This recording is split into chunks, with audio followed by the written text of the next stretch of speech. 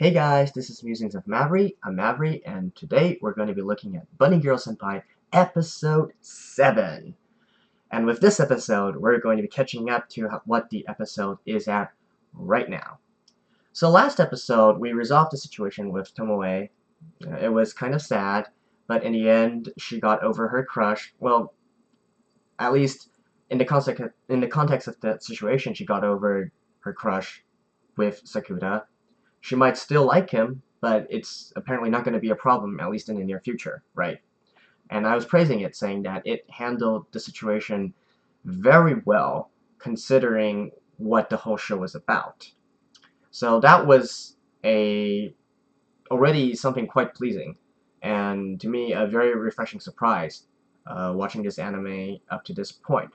But in the end, they threw another curveball and introduced Shoko, the one who Sakuda had the crush for the longest time on. And remember, he's now currently in a relationship with Mai. So, let's see what's going to happen now. And I am so excited to see what Shoko is going to be like and what her whole story is. Anyways, let's go in. So, we're starting in 3, 2, 1, go.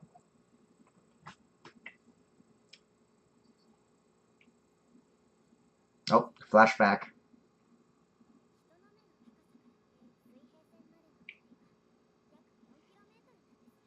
So what is her situation?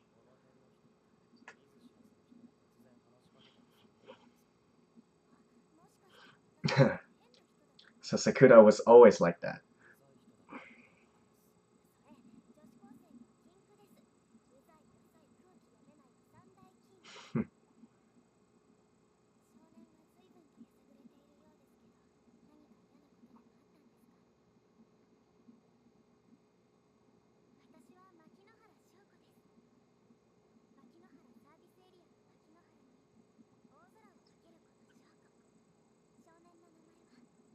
Is this how Sakuda started to, use that method to introduce himself?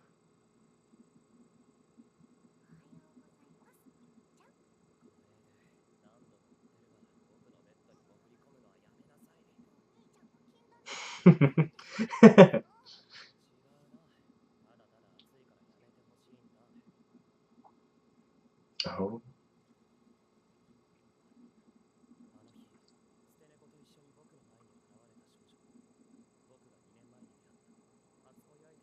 Does she even look the same?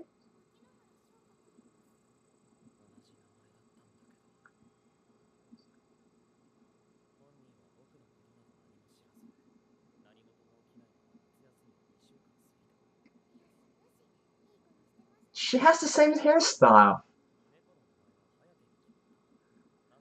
Hayate. Okay.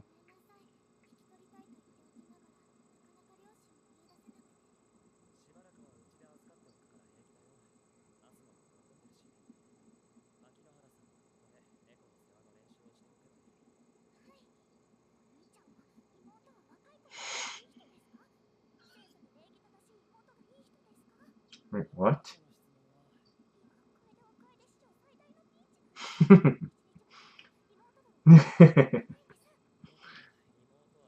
But why didn't you think so with Tomoe? Tomoe is also younger.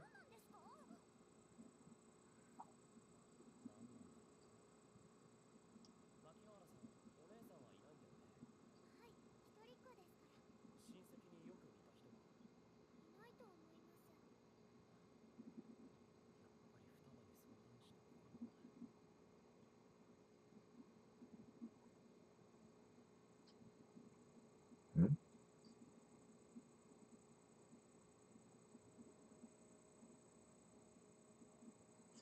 Ah, it's Futaba without her glasses. Alright, hold on. Let me skip this opening right now. I'll see you guys in a second. And we're back.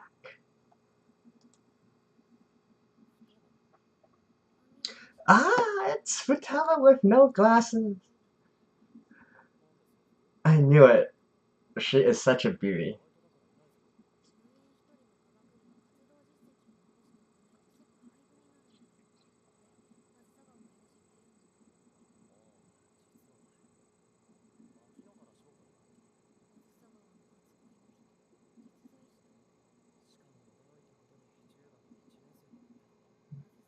A middle schooler now.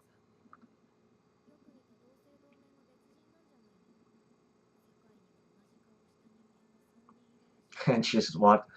That's a quantum mechanics book.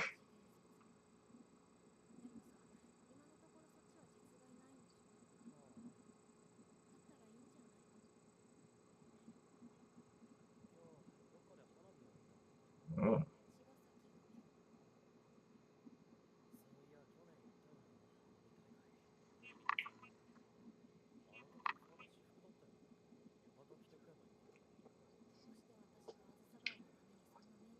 Oh. Futaba is so gorgeous.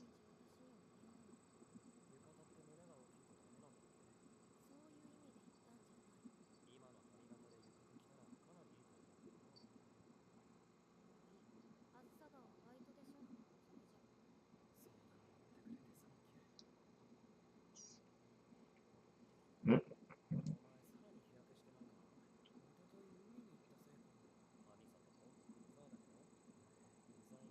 Yeah.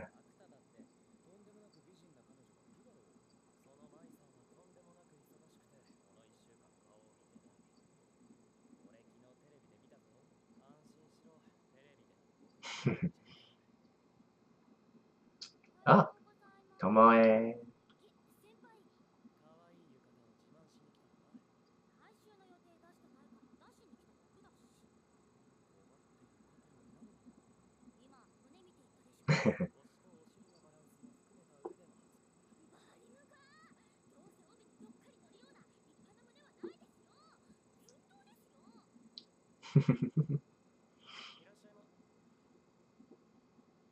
Oh.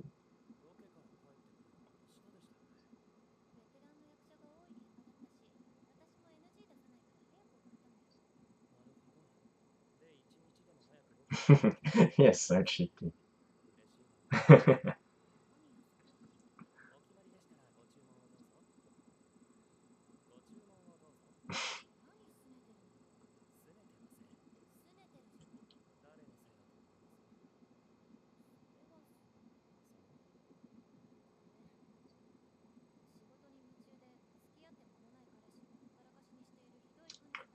Ah.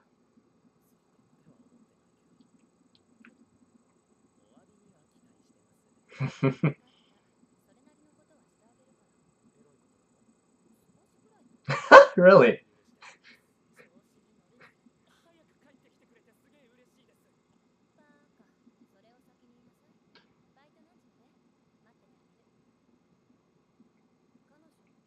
Aww.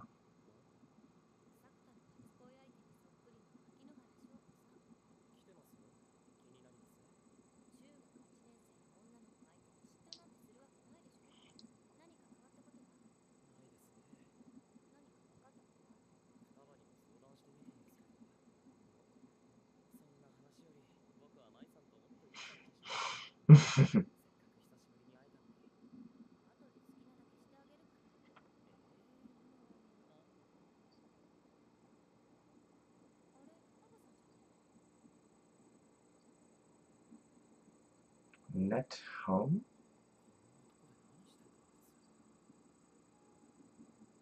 Yeah. Net cafes.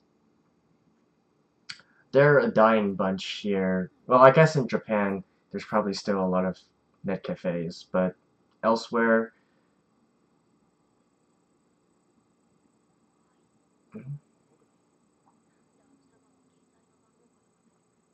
Oh, and you memorized her number? Wow.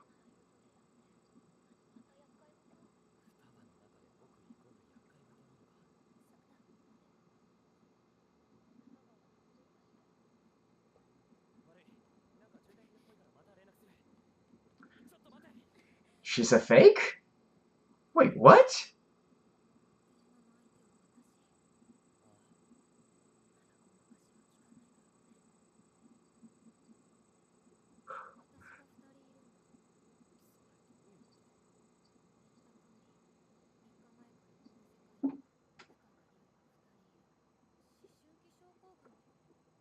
Okay.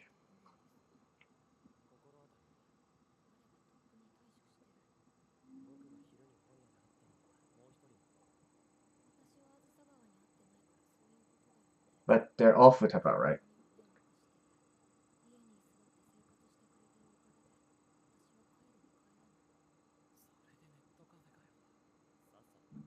Wait, but who's the fake one, though? Who's real and who's fake?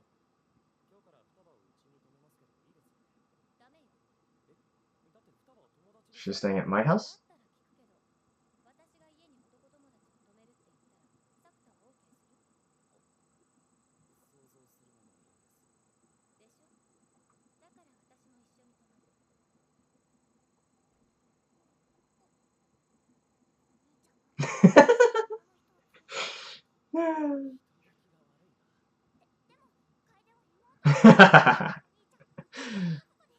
uh, wait, you never mentioned Futaba to your sister?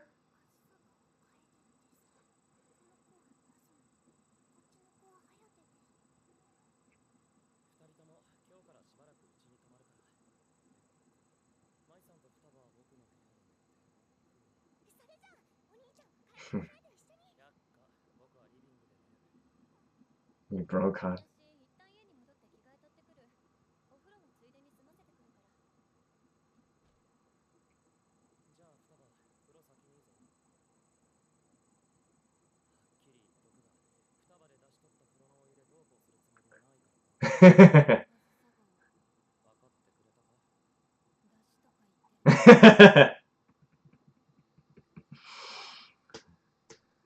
Ah, Futaba without her glasses.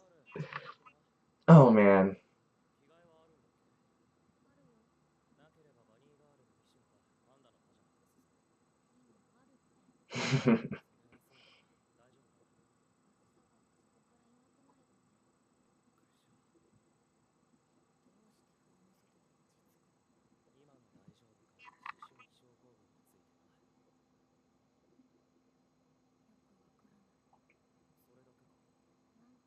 But how do you know that she's the real one, though? I mean, is there anything such as a real one or a fake one?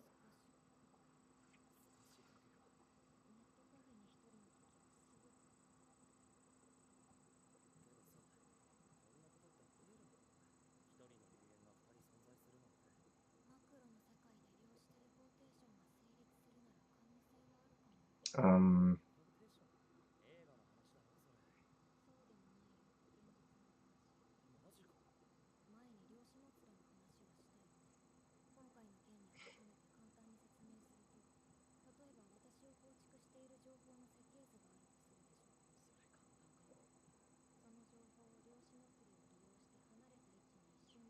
right. So I mentioned this last week in my after review. That's not really how quantum entanglement works.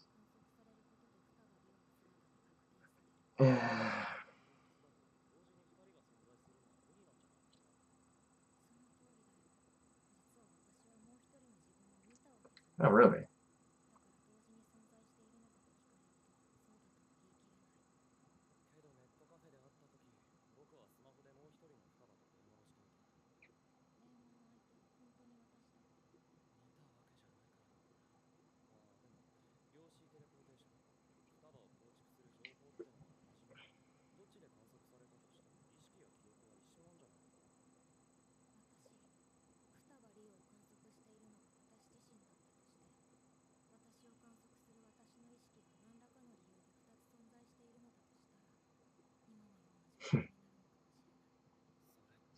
And I'm just thinking right here that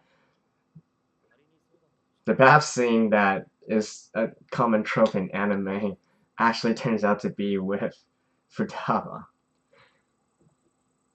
So that's funny as well. Mine? Yep, knew it.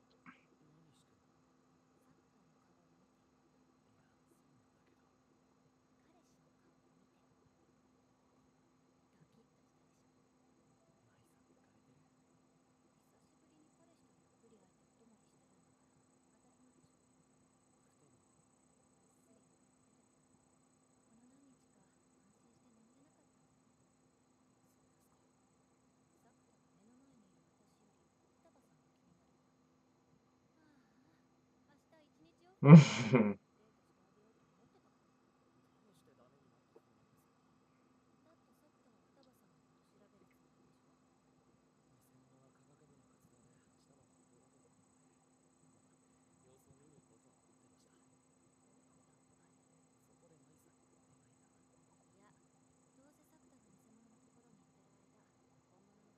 how do you know who's the real one and who's the fake one?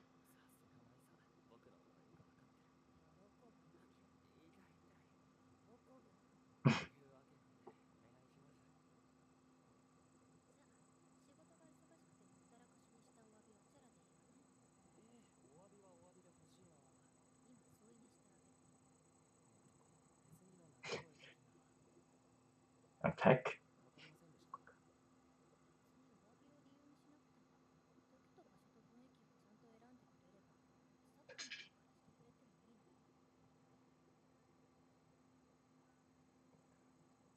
These two. In this case, Sakuda, just shut up. Yes. You're taking way too much time.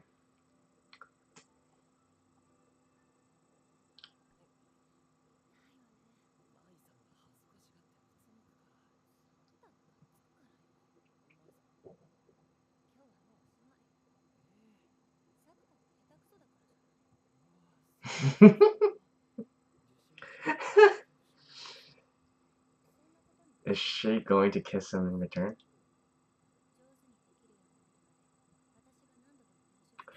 Oh man, the flirting of these two.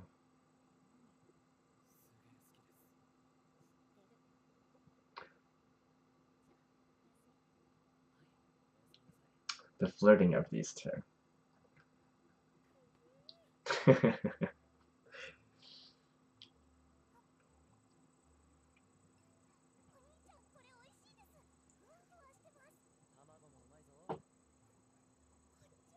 Did Mai make them? Really?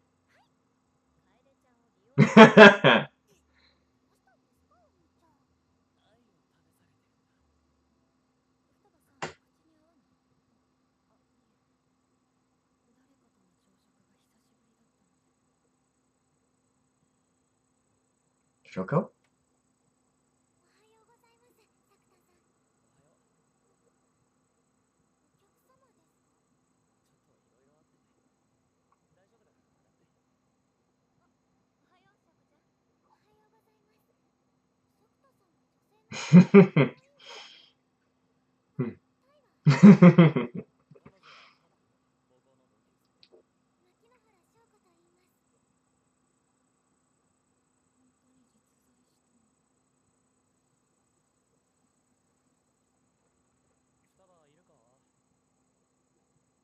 Hmm.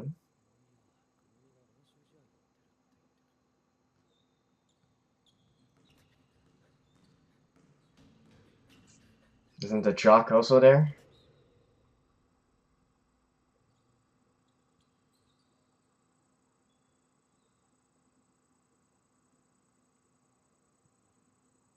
Futaba?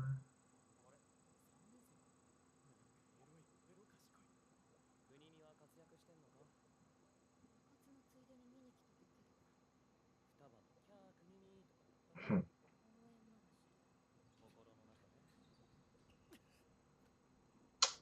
Nice.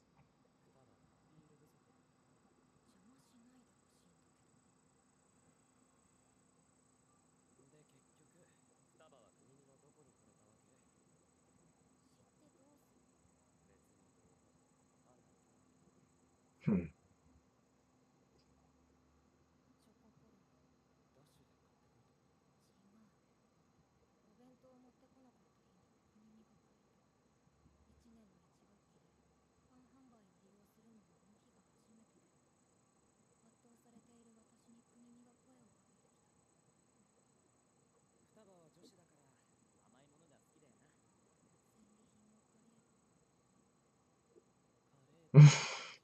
What is... Alright.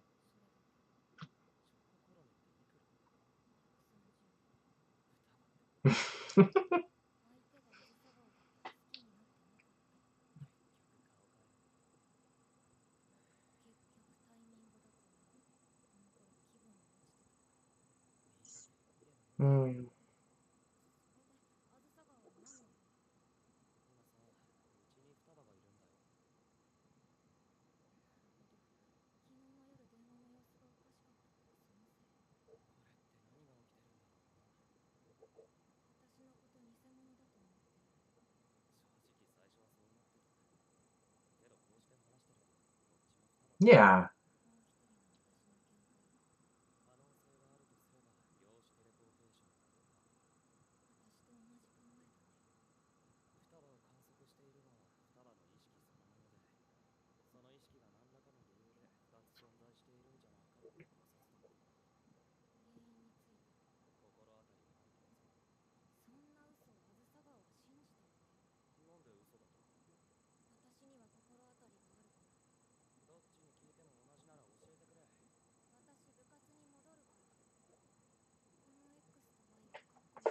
What? What? What?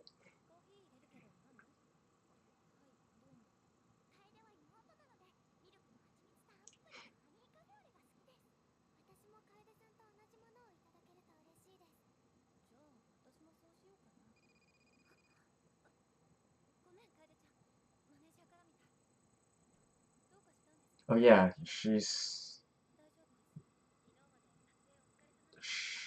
doesn't like to have phones.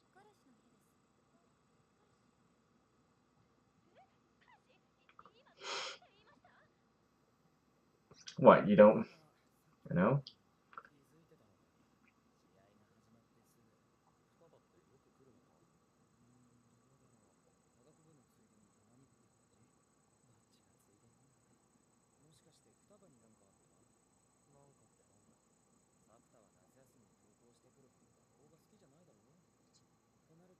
Oh yeah, it's summer break right now.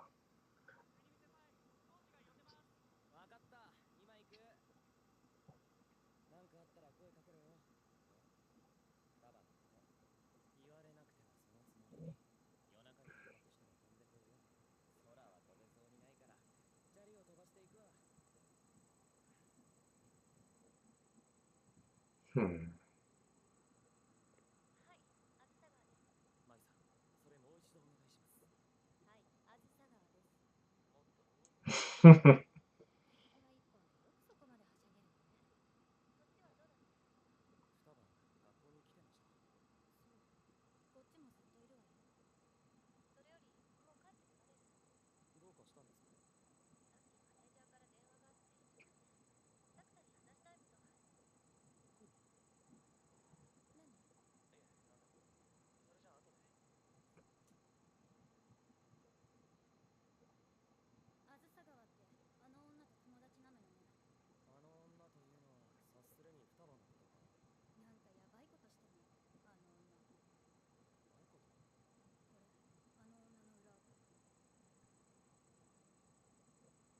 Now what?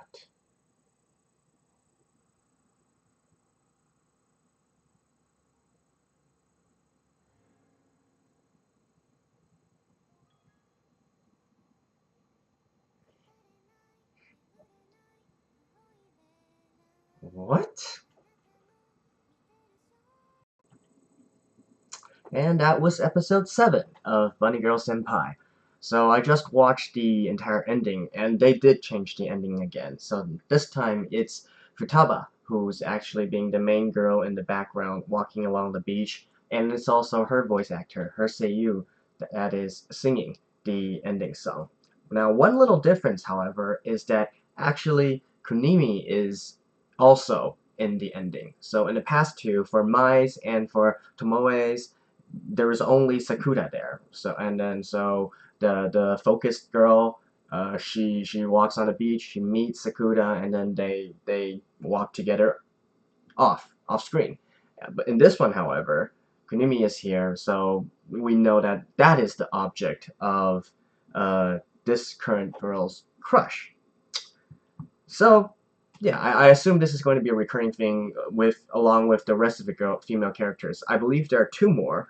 One who we have not met yet, and the other Shoko. And maybe there's more. I don't know, but at least from what I can remember of the opening and from the key visuals, I believe there's two more.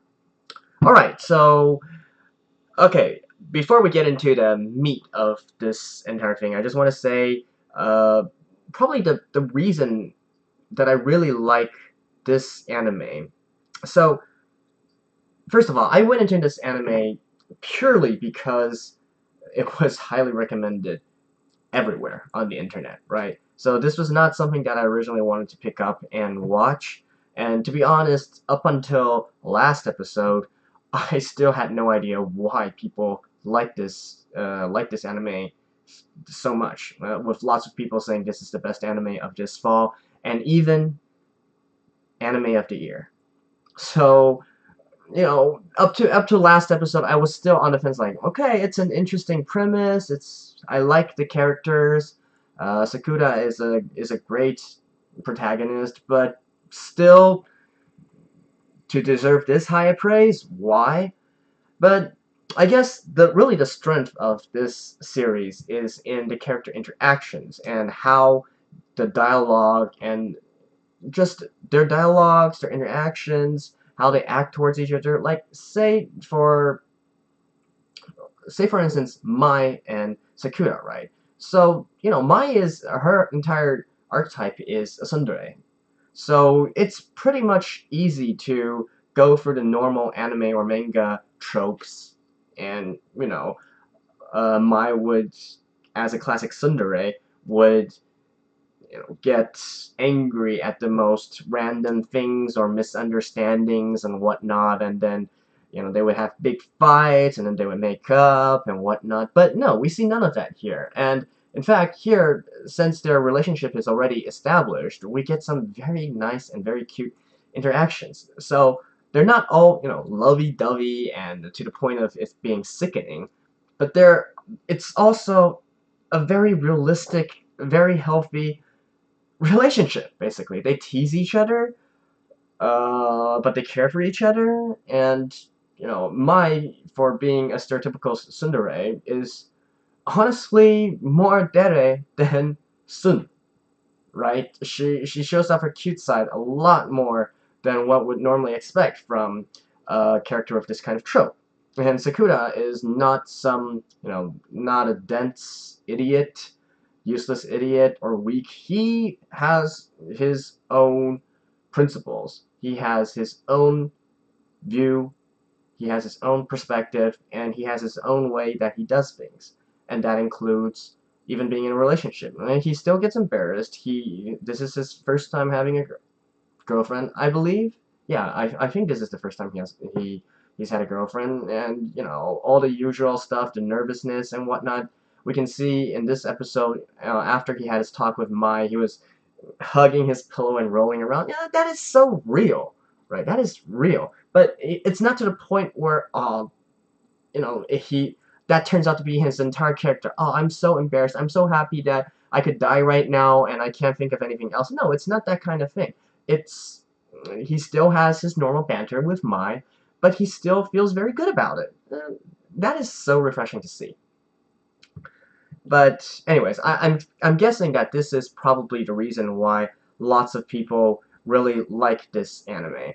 It's mainly the interactions and how they portray their relationships with each other.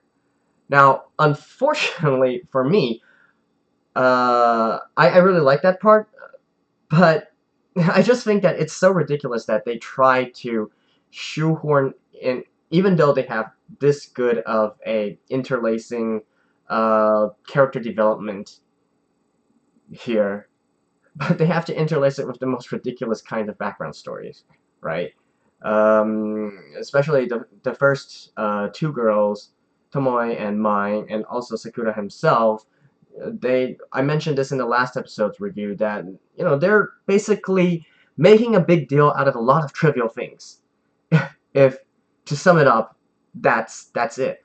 And not only are they trying to make a big deal out of trivial things, they're also trying to use some pseudoscience to justify this. You know, the whole adolescence syndrome that is the cause of so many different problems. And they keep on trying to shoehorn quantum physics into it. So, including when we saw Futaba in the bookstore where she was trying to pick out books, the book that she was holding, even though it wasn't translated, it basically said quantum mechanics or quantum theory or something along those lines. So, and, you know, with all quantum mechanics, quantum teleportation, quantum entanglement, they're really trying to make this out into something that, I don't know, to me it would have been better if they were just saying, yeah, this is just something supernatural, deal with it. But no, they're trying to make it some sort of scientific sense out of all this. And I'm just thinking, eh. So, what was the thing here? Quantum teleportation, right? Well, first of all, quantum teleportation is not something that actually transports matter. Although, I guess to be fair, they didn't actually say that this is teleportation in the classical sense, where we think of teleportation as something in fantasy or sci-fi, right? And, you know, from Star Trek, how you can teleport from one place to another with no time in between. You can travel large distances with it. Well, quantum teleportation is actually about transferring the state of a particle, right? Not the particle itself, information about the particle, the state of the particle. So in this sense, to be honest, I went back and looked at the place where Futaba was trying to explain this thing, and I still think it makes no sense at all. So she's saying that a perfect copy of her status is transferred into the school in someplace else, so it's at multiple places at the same time, and so that's why there are multiple copies of her. But then again, that doesn't make sense, because even if they're transferring the status, that's still only a status, right? So this goes back into quantum entanglement from the last episode, where I made the how do I call it? I made the example of a pair of shoes, right? So what happens is, if you take two shoes, you somehow entangle them together, and you leave one shoe here, you bring the other shoe to someplace far away, and you open, and then you look and observe the shoe. So if the shoe that's still here is a right-footed shoe, then the other shoe is going to be a left-footed shoe, because by observing the state of this thing right here, you can infer the state of the other shoe, right? So in order for this to make sense, there has to already be some kind of, you know, blank copy of Futaba existing in the world, and who, you know what, I'm not even gonna try to justify or explain how it can actually work, because it's just a bunch of nonsense, right? So, anyways, you know, Bunny Girl Senpai, you do your thing, alright? You do your story writing. You know, for me, I'm just gonna ignore it, which I should have done, and which I said I would do when they first brought out quantum entanglement. Like, just ignore it. Just ignore it. Alright. So, you know, notwithstanding that, and then we see again, so why exactly Futaba likes Kunimi, right? Why exactly she has a crush on Kunimi? And so, again, we're faced with, I guess, trivial matters. Like, so in this case, it's because she was down in the dumps, and then she was hungry, so Kunimi had an extra chocolate cornet that he had, and he gave it to Futaba, and so that was their first meeting, and since then she's harbored a crush on Kunimi. Is it plausible? I guess, but it does fit into, you know, the whole context of a lot of trivial small things escalating into a large problem. In this case, the large problem is Futaba has a crush on this jock, Kunimi, and they're on opposite sides of the spectrum. You know, Futaba is obviously more nerdish, very smart, I'm guessing, because she's in the science club. She has a lot of knowledge. She understands quantum physics, quantum mechanics, whereas Kunimi is a jock and a star of the basketball team, right? And more to the point, he already has a girlfriend. And so this is where the drama is, and why I'm guessing that Futaba is manifesting her adolescent syndrome. So how are we going to resolve it? Well, I guess the answer lies in the ending parts of this this episode, where Kunimi's girlfriend, I have no idea what her name is, the redheaded girl, she shows Sakura that Futaba is taking some indecent selfies of herself and posting them on the internet, right? is this a vie for attention of some sort? I don't know. Like, is she trying to maybe make herself have more appeal? And so eventually she can appeal in this way to Kunimi? Maybe? At least that's what I'm thinking right now. Otherwise, I don't see any particular reason why she would want to do that. Or maybe she just feels like she's shoehorned into this, geeky, nerdy type of girl. But in reality, she also wants to be the hot bait at school. Possible. We don't know. So this is going to have to be resolved in the next 1 or 2 episodes. And speaking of which, since we're on this matter, Futaba is bae, okay? I've said this before, but I always thought that, for me, once she takes her glasses off, she would probably be my favorite. And I feel entirely vindicated in this episode. Mai is Mai. Like, she's gorgeous. Yeah, sure, whatever. Shoko, yeah, she's good as well. Actually, like I said before, all the characters in this anime look good, right? They are each handsome or beautiful. Even the very minor side characters, like, say for instance, Kunimi's girlfriend, or Kunimi himself, or even, the guy who was hitting on Tomoe, that other basketball jock, or maybe even Tomoe's friends. They all are designed very well. But to me, Futaba, without her glasses, is top tier.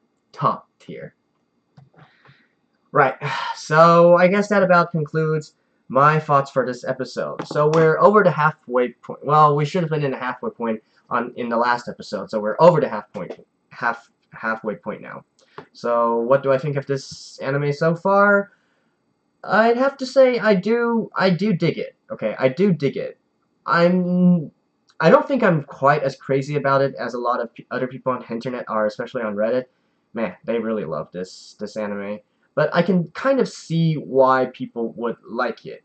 It's it's not very serious, but it's still talking about some semi-serious topics, right? It's not exactly, balls to walls crazy bonkers like say Zombieland Saga, for example. It's not that kind of anime.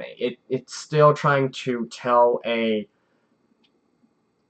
coherent story. Not that Zombieland Saga story isn't coherent. It can go either way, but in this case, it's a pseudo-serious anime that's, even though I keep on saying the topics it touches on are trivial, they're still real world problems, right? In the context of adolescences. So, kudos to them.